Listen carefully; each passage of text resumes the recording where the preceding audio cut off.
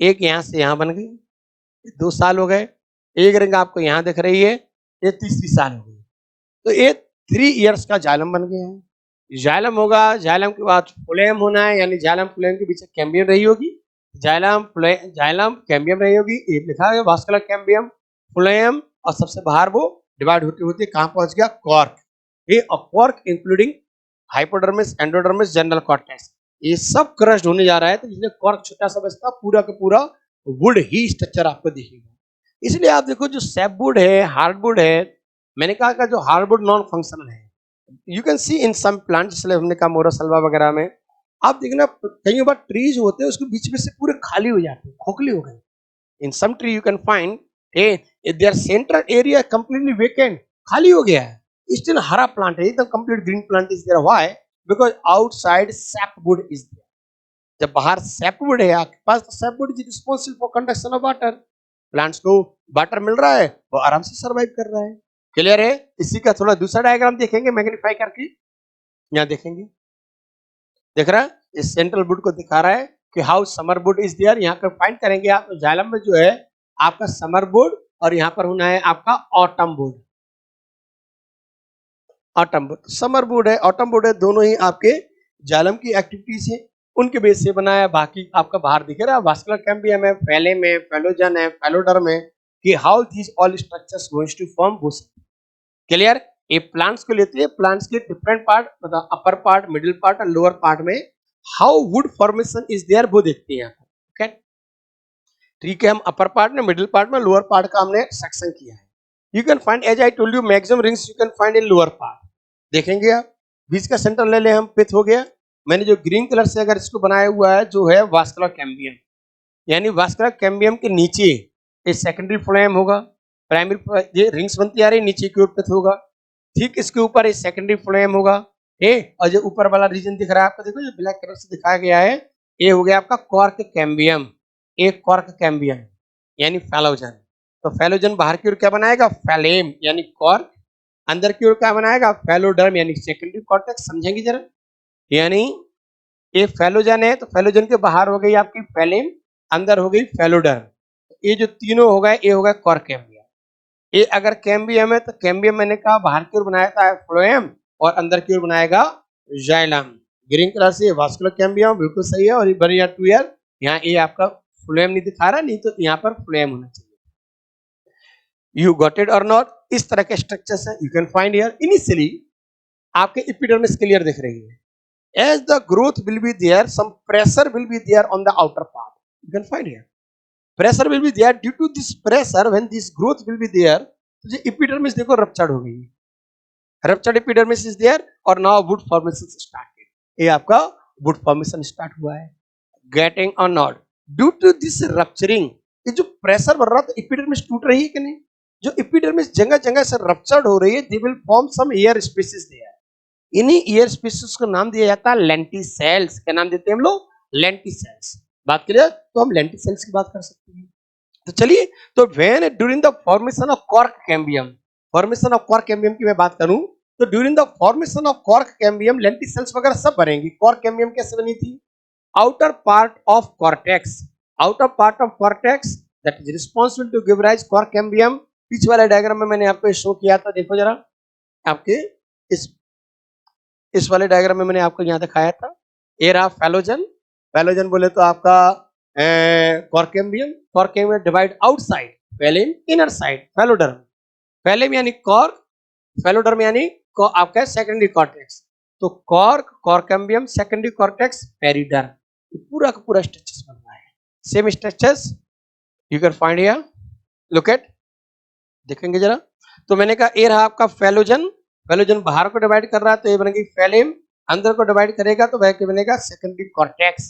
ये pressure create हो रहा है, तो जो बाहर की एपिडर्मिस है, इससे रप्चरिंग हो गई, ये देखो टूट गई, रप्चरिंग हुई तो एयर स्पीसीज फॉर्म्स हो गए। These air species are called lenticels, और यही एयर स्पीसीज के बीच में some cells arrange, loosely arranged cells है। इन्हीं लेंटिसेल्स के बीच बीच में some loosely arranged cells है, they are called complementary cells, complementary cells loosely arranged cells। you know cork जो होता है बेटा, cork का commercial utilization है, ये मैंने कहा था आपकी जो शैंपेन वगैरह की बोतल है उसमें जो कॉर्क लगाई जा रही है, तो अगर उसमें एयर कॉर्क होना चाहिए कैसा, वाटर प्रूफ, एयर प्रूफ, मतलब एयर और वाटर कुछ भी वहां से नहीं निकलेगा, तभी तो हम एयर टाइट करेंगे। लेकिन अगर एक कॉम्प्लीमेंट्री सेल्स ऐसे बनी रही तो लूजली अरेंज होती है, then problem will be there. तो क्या किया था, जैसे क्यूरेकस सुबेर की आप जो कमर्शियली यूज किया था, क्यूरेकस सुबेर से बड़े बड़े फार्म हाउस होते हैं, क्या करते हैं, पूरा पूरा ट्री है उसमें एक वर्टिकल कट लगाती है, लंबा सा कट, ठीक है ना, इसको देख सकते हैं आप, यूट्यूब वगैरह पर डले रहती है, लंबा सा ये कट लगाएंगे और with the help of some machinery, सब टेक्निकल टूल से उसको कपड़े की तरह उतार लेते हैं। इस पूरे प्लांट का पूरा क्या निकाल दिया, कॉर्क यानी फिल्म निकाल दिया, एकदम ऐसे पूरा निकल जाता बड़ा सा, जैसे आप कुछ बार जैसे छील दो ना किस चीज को, आप कपड़े निकाल दे, इस तरह का पूरा कॉर्क निकाल दिया जाता है।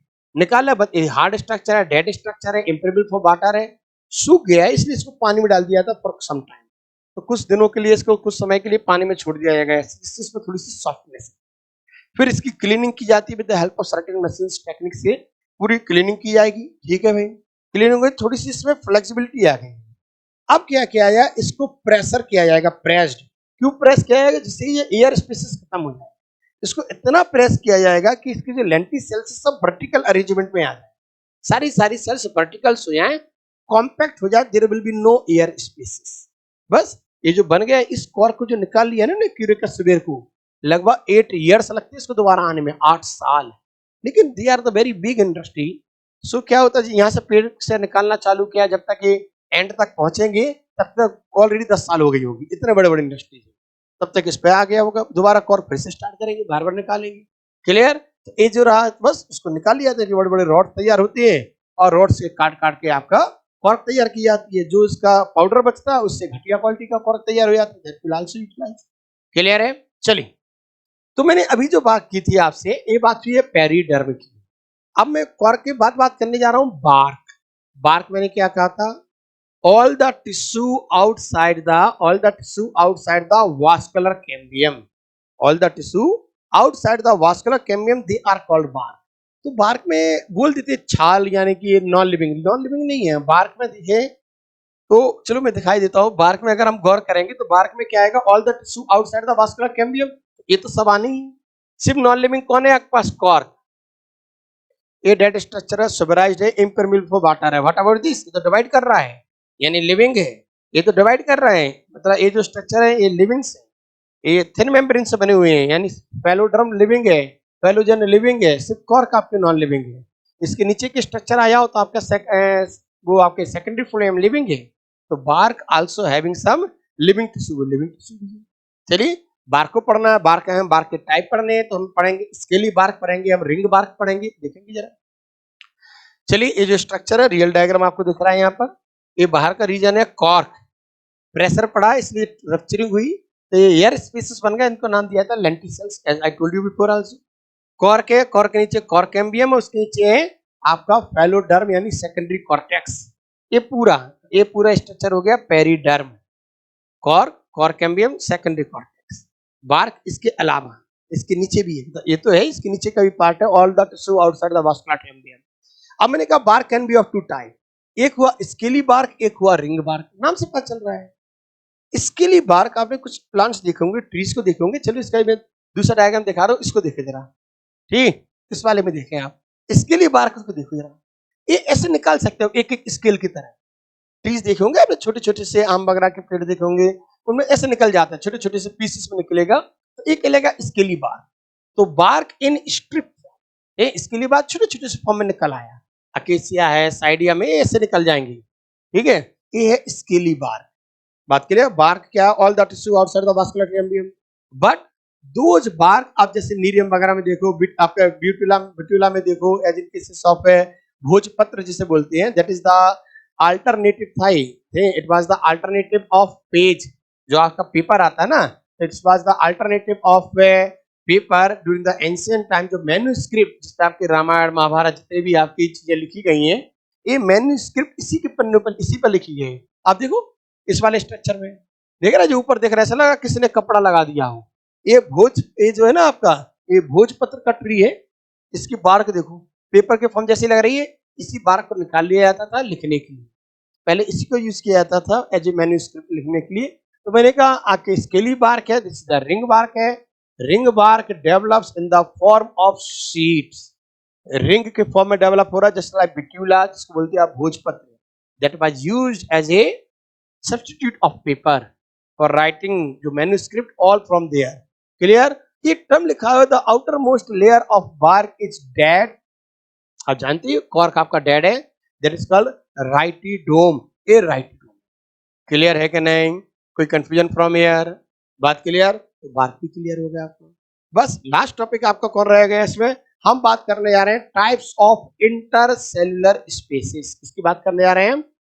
Types of intercellular spaces. ठीक है, इंटरसेल्युलर स्पेस बने कैसे जरा समझो। टाइप्स ऑफ इंटरसेल्युलर स्पेस, जैसे नाम से पता चल रहा है दो सेल्स के बीच का स्पेस, इंटरसेल्युलर स्पेस। तो इंटरसेल्युलर स्पेस जो है ये चाहिए क्यों है, बने क्यों है? चाहिए इसलिए कि there is a need of movement of air, water, resin, है ना, जो सिक्रीशंस हैं वो सबके लिए मूवमेंट चाहिए, या फिर कुछ ज्यादा बड़े बड़े स्ट्रक्चर बन जाए, then cavity will form, can help in buoyancy also. So on the basis of their formations, how they form, they can be of following type, just like a cyanogenous, एक होता है आपका साइजोजिनस, एक होता है लाइसिजिनस, एक होता है साइजोलाइसिजिनस। तो मैंने बात कर ली आपकी किसकी? साइजोजिनस कैविटी, लाइसिजिनस कैविटी, एक होता है साइजोलाइसिजिनस कैविटी। दोनों स्ट्रक्चर को समझिए। मैंने कहा how they are going to form, जैसे ये सेल्स है, these all are the cells compactly arrange, cells है कॉम्पैक्टली अरेंज है। तो हम बात कर रहे हैं साइजोजिनस कैविटी, सबसे पहले बात हो रही है schizogenous cavity, generally they present in dicots. Lysoschizogenous cavity generally present in monocots, है ना, वी विल डिस्कस लेटर। तो सेल्स है कॉम्पैक्टली अरेंज है। Schizogenous cavity how they will form, when is intercellular spaces form between the cells, these cells are going to separate from each other। ये जब cell mature होती हैं, dead होने लगे, मतलब मैच्योर हो रही है, ओल्ड हो रही है, they start to lose the space, suppose like. तो when intercellular spaces form between the cells, such types of cavities are called schizogenous cavity, इन्हें बोलते हैं लोग schizogenous cavities. These schizogenous cavities are responsible for formation of ducts, resin ducts वगैरह आप देख सकते हैं। तो resin ducts in the coniferales है, secretory ducts in the compositae family, umbelliferae family है। तो इनमें जो सिक्रेटरी डक्ट है, सेल सिक्रेशन कहां से आ रहा है? अंदर बढ़ रहा है, इन्हीं डक्ट के थ्रू मूव करेगा, है। तो रीजन डक्ट्स है, सिक्रेटरी डक्ट्स है, इन्हीं से मूव करते हुए बाहर निकलती है। आपने गम्स वगैरह देखे होंगे, केसिया वगैरह का प्लांट है ये, या आपका जो है इसमें देख लो आप, in cases of rubber plant, उसमें कट लगा दीजिए कुछ, you will find some secretions from there, वो इन्हीं से निकल रहा है। तो साइजोजिनस कैविटीज फॉर्म कैसे बनेंगी? Due to the separation of the cell, तो इंटरसेल्युलर स्पेस बन गई। दूसरी कैविटी है आपकी lysigenous cavity, lysigenous cavity. Lysigenous cavity कैसे बनेगी? ये सेल्स थी कॉम्पैक्टली अरेंज है ना, लिसिस मतलब होता है डेथ, किसी चीज का ब्रेक डाउन। तो lysigenous cavities form when cells break, when cells dissolve, जब सेल्स डिसॉल्व हो जाती है। देखो जरा, इस सेल्स है और सेल्स डिसॉल्व हो गई, ये देखो एक कैविटी बनी कि नहीं, ये सेल्स डिसॉल्व हुई। अब फिर से ये सेल डिसॉल्व हुई, कैविटी बनी कि नहीं, ये सेल है, सेल डिसॉल्व हुई, सेल डिसॉल्व हुई और यो हनी सिंह हो गया। ठीक है, ये जो कैविटीज बनी इन्हें हम बोलेंगे क्या? Lysigenous cavities, schizogenous cavities, lysigenous cavities. You got it? Lysigenous cavities you can find in monocots, but actually monocots की जो कैविटीज होती है उन्हें बोला जाता है साइजोलाइसिजिनस। साइजोलाइसिजिनस कैसी? सेल से सेपरेशन हुआ यानी schizogenous cavities. With that some cells आपके destroy also, some cells dead also, तो some cells dissolve. Schizogenous cavities with lysogenous cavity, schizolysogenous. Characteristic features of monocots, इसमें भी लाइसोजिनस पार्ट ज्यादा होता है। Schizolysogenous cavities in monocots having more lysogenous cavities, lysogenous intercellular spaces. यही space क्या करेंगे, जब ज्यादा बन जाते हैं इनको कैविटीज नाम देते हैं। They can help in storing the things, चाहे वो वाटर हो चाहे फूड हो। ज्यादा स्पेस होगा तो buoyancy आल्सो क्रिएट कर सकते हैं। यू कैन फाइंड हियर बेटा देयर आर डिफरेंट टाइप्स, बहुत तरह की यहाँ पर आपको दिख रही है कैविटीज दिख रही है आपको। तो देखो इस सेल्स डिसॉल्व हो गई तो लाइसिजिनस कैविटीज है। वाटर प्लांट्स मिलेंगे, मोनो आपकी मैनी मोनोकॉटिलिडनस प्लांट्स है। सिक्रेटरी कैविटीज इन यूकेलिप्टस है, एक्सेट्रा है, गॉसिपियम है। बहुत ज्यादा एग्जांपल्स नहीं आती, बट समहाउ आपको इतना पता होना चाहिए कि साइजिजिनस कैविटी जनरली इन डाइकॉट्स और लाइसोस साइजोलाइसिजिनस कैविटी जनरली इन मोनोकॉट्स। इतनी सी चीज याद रखनी है। गेटिंग अ नॉट क्लियर है भाई? तो देखिए आपका ये वाला जो चैप्टर है एनाटॉमी थी, आपके एनाटॉमी इन प्लांट्स, तो एनाटॉमी ऑफ प्लांट्स चैप्टर जो है plant anatomy that finished. Clear ना? तो ये हो गया आपका एंड। क्लियर ना जी? So this chapter completely finished. As I told you before also, this chapter is not just like a morphology. In morphology there are so many examples to remember. There are so many examples to remember. You have to remember a lot of things here.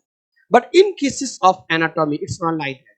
Anatomy just like a math. If you know the concept, by flow charts you can make okay ये meristematic है, non meristematic है, primary tissue ये आपके primary है या simple है, ये complex है, कौन सा स्ट्रक्चर कैसे बना है, तो just go through the modules, your NCERT, make objective, you will find complete confidence in that in this chapter. Okay, good, thank you.